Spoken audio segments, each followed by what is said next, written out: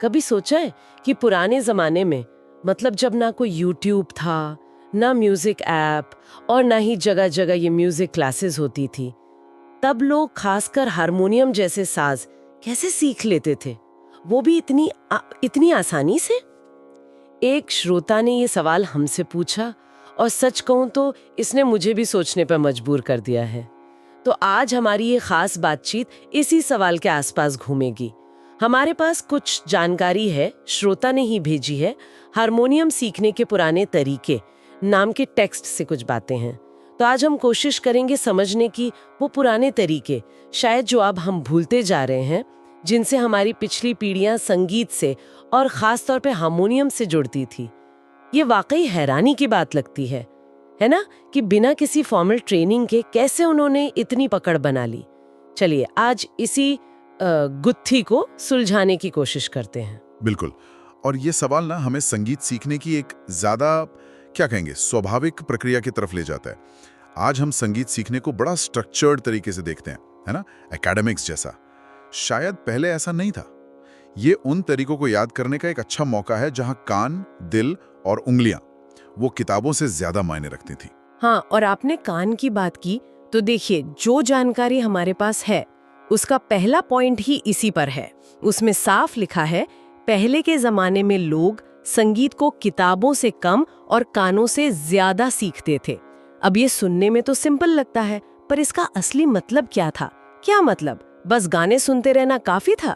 ये होता कैसे था रोज की जिंदगी में? देखिए, ये सिर्फ ऐसा नहीं था कि बैकग्राउंड में म्यूजिक चल रहा है। नहीं, ये एक एक्टिव प्रोसेस था, मतलब गहरी सुनवाई का। आप सोचिए उस जमाने का माहौल। सुबह शायद भजन या कीर्तन की आवाजें आ रही हैं, कहीं लोकगीत चल रहे हैं, शादियों में पारंपरिक संगीत बज रहा है, बाद में शायद रेडियो आया तो फिल्मी गाने। संगीत उनके चारों तरफ था, लगातार। और लोग उसे सिर्फ सुनते नहीं थे, उसे पी जाते थे, गुनगुनाते थे। काम करते हुए, खाली बैठे हुए, मन में वो धुनें चलती रहती थी। इससे क्या हुआ, अनजाने में ही उनके कानों में सुरों की पहचान, उनका उतार चढ़ाव, लय, ताल, सब कुछ बस गया। जिसे हम आज कहते हैं ना सुर ज्ञान, वो उन्हें किसी क्लासरूम से नहीं मिला, वो मिला इसी रोज के सुनने से और बिना किसी फॉर्मल ट्रेनिंग के रियाज करने से। अच्छा, तो मतलब संगीत उनकी लाइफ का एक हिस्सा था, कोई अलग से सीखने वाली चीज नहीं थी, और कान एक तरह से ट्रेन हो गए थे अपने आप। बिल्कुल, उनके कान बहुत सेंसिटिव हो गए थे सुरों के लिए। उन्हें पता था कि कोई धुन कैसी लगनी चाहिए, कौन सा सुर कहाँ आएगा। तो जब उनके हाथ में हारमोनियम आया, जो उस टाइम पे एक नया और काफी आसानी से मिलने वाला साज था, तो उन्हें सुरों को खोजना नहीं पड़ा, मतलब स्क्रैच से नहीं शुरू करना पड़ा। सुर तो पहले से उनके दिमाग में थे।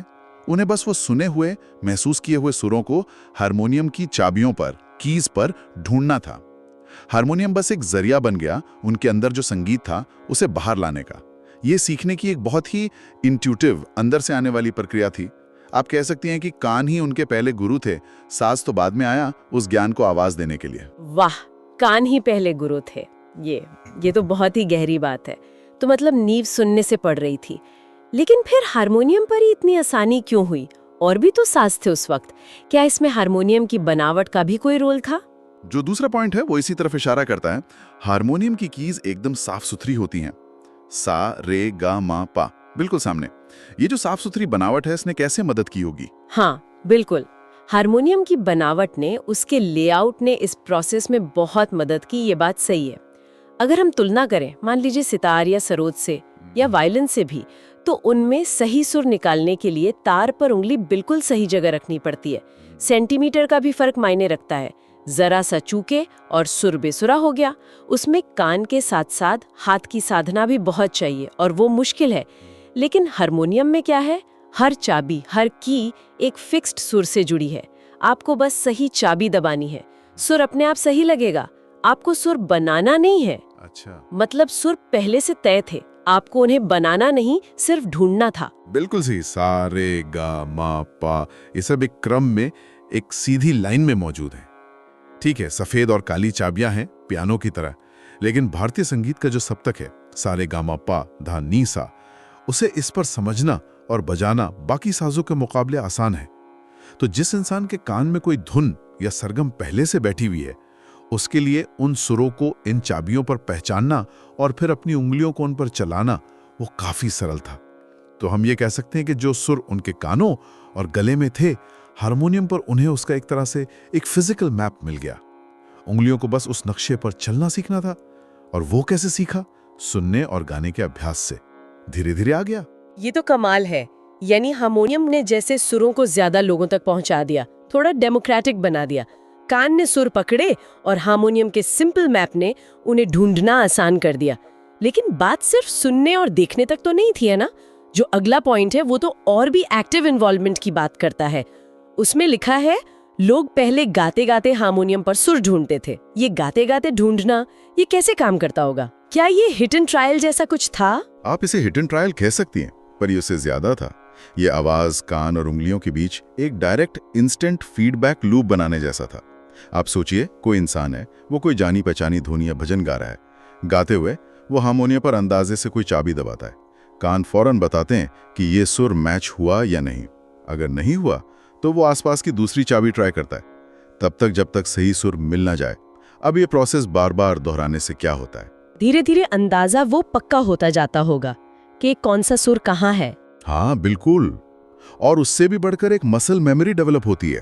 उंगलियों की आदत, उंगलियों को याद हो जाता है कि सा के बाद रे किधर है, गा किधर है, किस सुर के लिए कितनी दूर जाना है। जो टेक्स्ट में लिखा है ना कि उनकी उंगलियां कीज पर ऑटोमेटिकली चलने लगती थी, वो इसी प्रक्रिया का नतीजा है। ये कोई जादू नहीं है, ये लगातार प्रैक्टिस से बना एक गहरा कोऑर्डिनेशन है। आवाज गाइड कर रही है, कान कंफर्म कर रहा है और उंगलियां सीख रही हैं। ये जिसे हम कहते हैं ना एक्सपीरियंशियल लर्निंग, उसका एक बेहतरीन उदाहरण है। मतलब ये वो सिस्टम नहीं था कि पहले थ्योरी पढ़ो फिर प्रैक्टिकल करो जी, सब कुछ एक साथ चल रहा था, गाना सुनना बजाना एकदम हैंड्स ऑन। बिल्कुल। अगर हम आज की कुछ फॉर्मल म्यूजिक ट्रेनिंग मेथड्स देखें, और देखिए यहाँ किसी मेथड को कम बताने का इरादा बिल्कुल नहीं है, हर तरीके की अपनी जगह है, मगर अक्सर हम देखते हैं कि थ्योरी, गाना और बजाना, इनको शुरू में अलग अलग सिखाया जाता है। पहले सिद्धांत समझो, फिर सरगम गाओ, फिर सास पर वही चीज बजाओ। लेकिन इस पुराने तरीके में संगीत को टुकड़ों में नहीं सिखाया जा रहा था, वो एक पूरा पैकेज था, एक होलिस्टिक एक्सपीरियंस। संगीत सीखना एक दिमागी कसरत से ज्यादा एक शारीरिक और भावनात्मक अनुभव था। ये सुनकर तो वाकई ऐसा लग रहा है जैसे संगीत सीखना उनके लिए सांस लेने जितना ही नेचुरल रहा होगा। लेकिन क्या सिर्फ खुद की प्रैक्टिस से ही सब कुछ आ जाता था या दूसरों को देखकर भी सीखते थे? टेक्स्ट में इसका भी जिक्र है कि लोग गुरुजी या बड़े कलाकारों को देखते देखते ही सीख जाते थे। कोई रिटन नोट्स नहीं, कोई सिलेबस नहीं, बस एक सीधा सा मंत्र, देखो, सुनो और बजाओ। ये जो देखकर सीखने वाला तरीका है, ये कितना असरदार होता होगा? ये ऑब्जर्वेशन मेथड या देखकर सीखना, ये भारतीय ज्ञान परंपरा का, खासकर कलाओं के फील्ड में एक बहुत बहुत जरूरी हिस्सा रहा है। इसे हम गुरु शिष्य परंपरा का प्रैक्टिकल रूप कह सकते हैं। इसमें शिष्य सिर्फ गुरु के इंस्ट्रक्शन नहीं सुनता, वो उनके हर एक्शन को, हर मूवमेंट को बहुत ध्यान से देखता है और उसे एब्जॉर्ब करता है।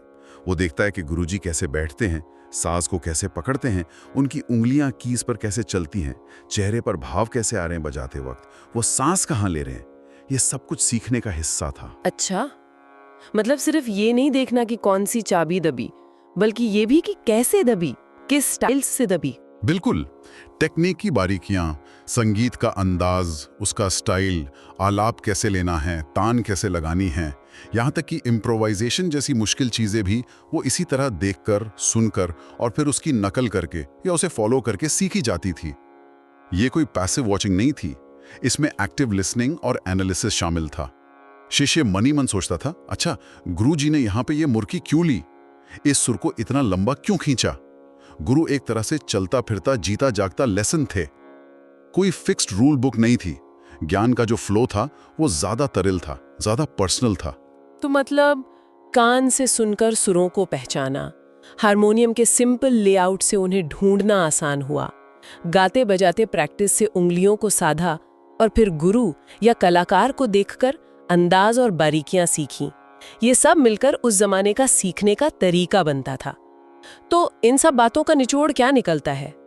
क्या हम ये कह सकते हैं कि ये कोई जादुई तरीका नहीं था, बल्कि ये संगीत के साथ जीने का, उसे महसूस करने का एक ज्यादा, क्या कहूँ, जमीनी, ज्यादा इंट्यूटिव तरीका था? निश्चित रूप से। कोई जादू नहीं था इसमें।